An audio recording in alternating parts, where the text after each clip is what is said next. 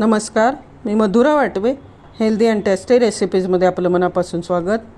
आज आपण उन्हाळी वाळवणाचा एक प्रकार पाहणार आहोत, पोह्याचे मिरगुंड. हे मिरगुंड विकतच्यासारखे घरच्या घरी कसे बनवता येतील, अजिबात ठसका लागणार नाही, दुपटीने ते तिपटीने कसे फुलतील आणि अतिशय कुरकुरीत कसे होतील हे देखील आपण पाहणार आहोत.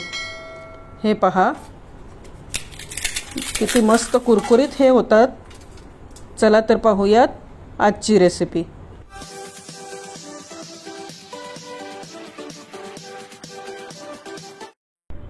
गॅसवर मी कढई तापत ठेवलेली आहे. यामध्ये सगळ्यात आधी आपण 2 कप जाड पोहे घालायचे. कांदे पोह्याचे जे पोहे असतात ते जाड पोहे मी 2 कप गच्च भरून घातलेले आहेत. हे आपण थोडेसे भाजून घेऊयात. मीडियम गॅसवरती कुरकुरीत होईपर्यंत हे भाजून घ्यायचे. याचा रंग बदलायला पाहिजे असं नाही आहे. कुरकुरीत झाले की आपण गॅस बंद करूयात. हे पहा, मस्त कुरकुरीत झालेले आहेत. आता गॅस बंद करून आपण हे थंड करून घेऊयात. याच कढईमध्ये आपण 1.25 कप पाणी घालूयात. हे पाणी आपल्याला उकळून घ्यायचंय. आता यामध्ये आपण चवीनुसार मीठ घालूया. 1/2 टीस्पून मी मीठ घातलेलं आहे. 1 टेबलस्पून काश्मीरी लाल तिखट घालायचं आहे, यामुळे रंग छान येतो. 1/2 टीस्पून हिंग आणि 1/2 टीस्पून पापडखार घालूयात. पापडखार घातल्यामुळं हे छान फुलतात आणि हिंगामुळं आणि मिठामुळं याला चव छान येते. हे आपण व्यवस्थित मिक्स करून उकळून घेऊयात. याला छान उकळी आली आहे. आता आपण गॅस बंद करूयात आणि हे कढईला जे तिखट मीठ लागलेलं आहे ते व्यवस्थित यामध्ये मिक्स करून थोडंसं हे थंड करून घेऊयात. आपले पोहे आता थंड झालेले आहेत. मी दाखवते किती मस्त कुरकुरीत झाले आहेत ते. हे पहा, हे आपण आता मिक्सरमधनं एकदम बारीक पावडर करून घेऊयात.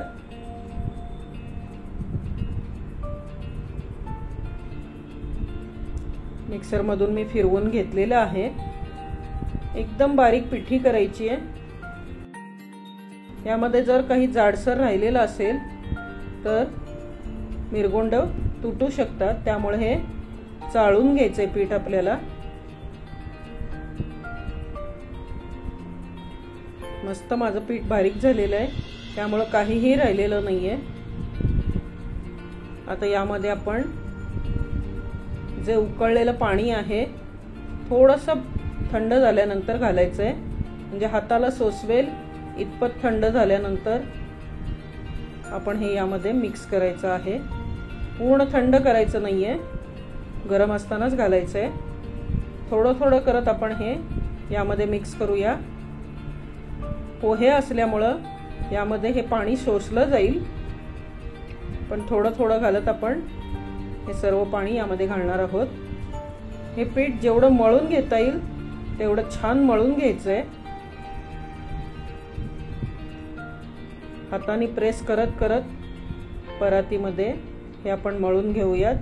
सुरुवातीला जड जातं, पण नंतर आपण हे खलबत्त्यामध्ये कुटून घ्यायचंय. जर तुमच्याकडे खलबत्ता नसेल तर तुम्ही थोडं थोडं मिक्सरमधनं हे बारीक करून घेऊ शकता.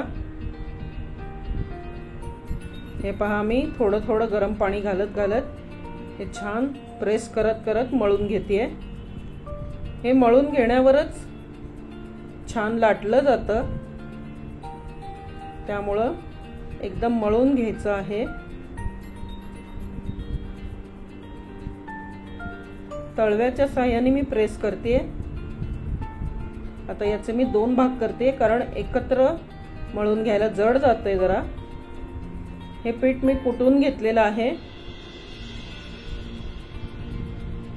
आता हाताने मी प्रेस करते. हे पहा, आता मस्त मऊसर व्हायला लागले. हे 5 ते 7 मिनिट मी हे कुटून घेतलेलं आहे व्यवस्थित.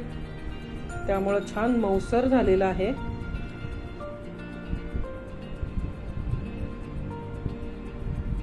आता हा गोळा मी व्यवस्थित मळून झाल्यानंतर झाकून ठेवणार आहे आणि दुसरा राहिलेला गोळा मळून घेते। पहा दोन्हीमध्ये फरक जाणवेल तुम्हाला। मळून घेतलेला गोळा किती मऊसर दिसतोय आणि न मळलेला ओबडधोबड दिसतोय। आता हा मी झाकून ठेवते आणि अशाच पद्धतीने दुसरा गोळा देखील मळून घेते।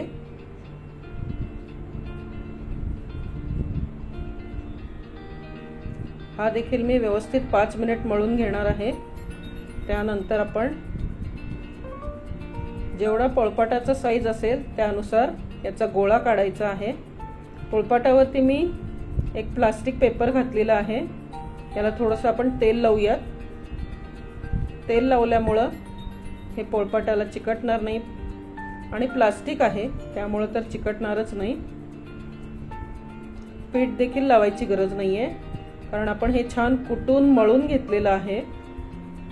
जेवढं पातळ लाटता येईल तेवढं पातळ लाटायचं आहे।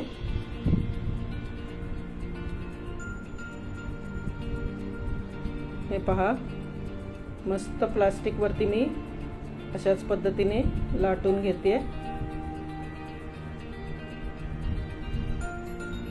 लाटून झाल्यानंतर आपण हे पोळपाटावरती उलट करून घेऊयात।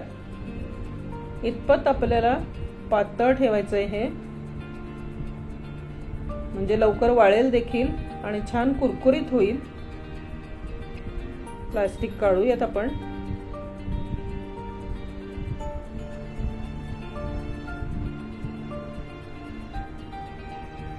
अशा पद्धतीने मी प्लास्टिक काढून टाकलेलं आहे।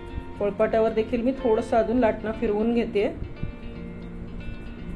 म्हणजे आणखीन पातळ होईल हे। आता आपण हे कट करून घेऊयात। आधी याच्या कडा काढून टाकूयात म्हणजे आकार व्यवस्थित येईल। याला आपण चौकोनी आकार देऊयात।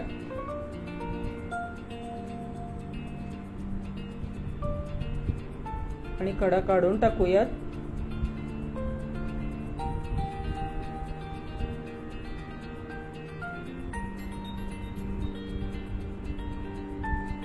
एखाद्या झाकणाच्या साहाय्याने सुद्धा गोलाकार सुद्धा तुम्ही देऊ शकता पण मिरगुंड शक्यतो चौकोनी असतात। गोलाकार दिलात तर ते पापड होतील। आता हे आपण प्लास्टिकवर किंवा ताटामध्ये वाळायला ठेवायचं आहे। सुरुवातीला फॅन खाली ठेवूयात आणि सगळे झाल्यानंतर आपण उन्हामध्ये ठेवायचं आहे। मी ताटामध्ये घालून ठेवलेलं आहे। 2 ताट माझे भरलेले आहेत। दिवसभर कडक उन्हामध्ये तापल्यानंतर हे छान वाळलेले आहेत। पाहू शकता अतिशय हे कुरकुरीत लागतात हाताला सुद्धा। आता आपण हे तळून पाहूयात। एकदम विकतच्या सारखा रंग आलेला आहे याला। हे पहा आता याचा आकार तळल्यानंतर हे मस्त दुपटीने ते तिपटीने फुलतात।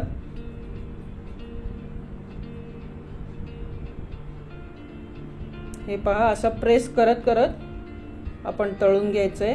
तेल छान आधी तापवून घ्यायचंय त्यामुळे याला तळायला फार वेळ लागत नाही। तेल निथळून आपण काढून घेऊयात। 5-6 सेकंदामध्ये एक पापड तळला जातो।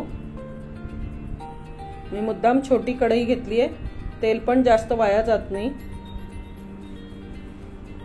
याला प्रेस करायचंय म्हणजे पापड छान फुलेल मिरगुंड। थोडेसे मिरगुंड मी तळून घेतलेले आहेत। आता तुम्हाला मी हे तोडून दाखवते। मस्त फुललेले आहेत, अतिशय कुरकुरीत झालेले आहेत, टेस्टी तर अतिशय झालेले आहेत, अजिबात ठसका लागत नाहीये। या मिरगुंडाच्या बाबतीत एक गोष्ट सांगायची राहिलेली आहे, ती म्हणजे याचं पीठ जे आपण मळतो ते एकदम मळून ठेवायचं नाहीये। थोडं थोडं करतच मळायचं आहे, तेवढंच कुटायचं आहे आणि लाटून घ्यायचं आहे आणि कट झाल्यानंतर पुन्हा राहिलेला पीठ मळून घ्यायचं आहे आणि कुटायचं आहे. रेसिपी कशी वाटली ते कमेंटमध्ये जरूर सांगा. या उन्हाळ्यात तुम्ही हे बनवून पहा. आवडल्यास लाईक करा, शेअर करा. अजूनही चॅनलला सबस्क्राईब केलेलं नसेल तर सबस्क्राईब करा आणि बेल आयकॉनवरती क्लिक करा, म्हणजे तुम्हाला छान छान रेसिपीचे नोटिफिकेशन मिळत राहतील. भेटूया पुन्हा अशाच छानशा रेसिपीमध्ये. तोपर्यंत कोणताही पदार्थ घरीच बनवा, हेल्दी रहा, खुश रहा. धन्यवाद.